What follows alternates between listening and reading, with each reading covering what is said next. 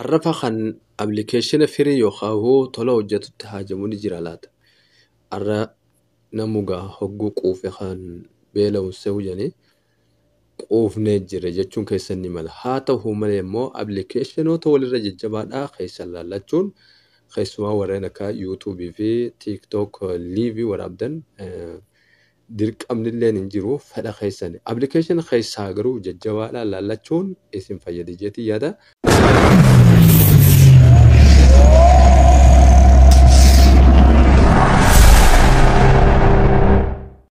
Assalamu alaikum warahmatullahi wabarakatuh. Ashamarka fuune jirre jirtu isinin jechana hordoftoonni kabajamoo akkuma yeroo kaanii amma si applicationa tola hojjetu keessaa kan irra jabaa ta'ee mul'atu tokko isiniif qabadeen dhiyaadheera. Fakkeenyaaf applicationoonni kun hundinuu bifoota garaagaraatiin dalaganii haa ta'u malee walirra daballii qaban waan ta'eef waliin haa ilaallu mee akkamitti akka hojjetu. Garagal immoo inni eessarraa argama kan jiru waliin boodetti deemnu waan ta'eef amma sooshaal miidiyaa nuti qabnu fayyadamne akkamiin hojjeta kan jiru waliin haa ilaallu. Fakkeenyaaf amma inni kun argitanii dalagee jiraachuusaa hogguu osoo irratti dhooyne duraafuu akka hojjetu ni argitanii.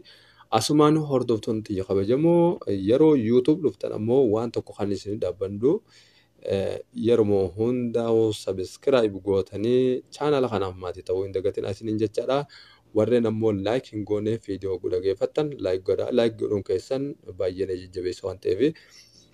Akkasumas deebinee TikTok ismi haalaallu TikTok akkamiin dalagu kan jiru akkanatti viidiyoo ni dalagaa mee TikTok wanni ulfaataan liivii isaa laallee hojjete liivii isaa hojjennan hojjete jaamta. Okay. Obsaneena mee liivii nama tokko godhanna akkasuma biran dhaabbatu jechuu application kun sirriitti hojjete jechuudha. Okay, application kun eessa argama jechuun keessan hin oolu.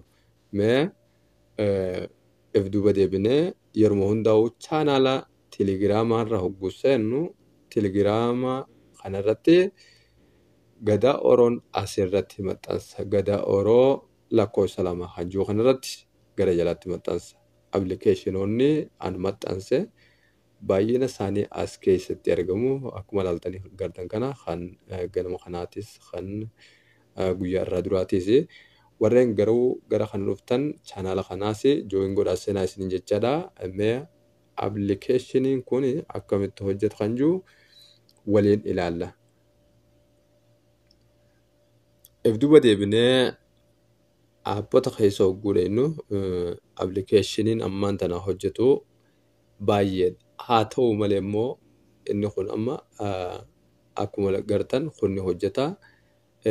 Kunilleen dilasii miti ni hojjeta.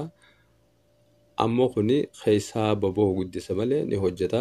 Garuu haa ta'u kan amma isin garsiisuu deemu application immoo duraan itti fayyadamaa turtan isa kana gawii yookaan jabaadha inni kuni.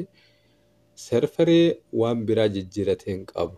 Yeroo hundaa'u amma isa hogguu cufne lamada bifuma onnee kan qabu shanaffaa kana fidachuu isaati erga jijjiiramee dhufee booda update gootanii yookaan gabbuufachuudha. Wanni biraa isinirraa hin eegamu.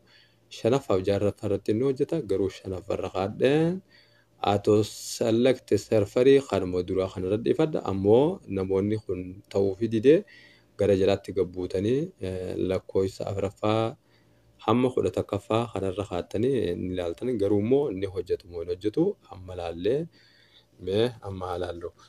Fakkeenyaaf amma connect goona birallee hin turu. So kan muraasa keessatti dafee connect ta'a. Akkasuma applicationoonni kun hundinuu harree funtan itti fayyadamaa jiru waan ta'eef ammallee duuba deemnee hogguu laallu ni hojjeta jechuudha. Hordoftoonni kabajamoo viidiyoo kanarraa fayyadamaa ta'a isiniin jechaadha. Viidiyoo biraatiin hamma walitti deebinutti nagayaan naaf tura.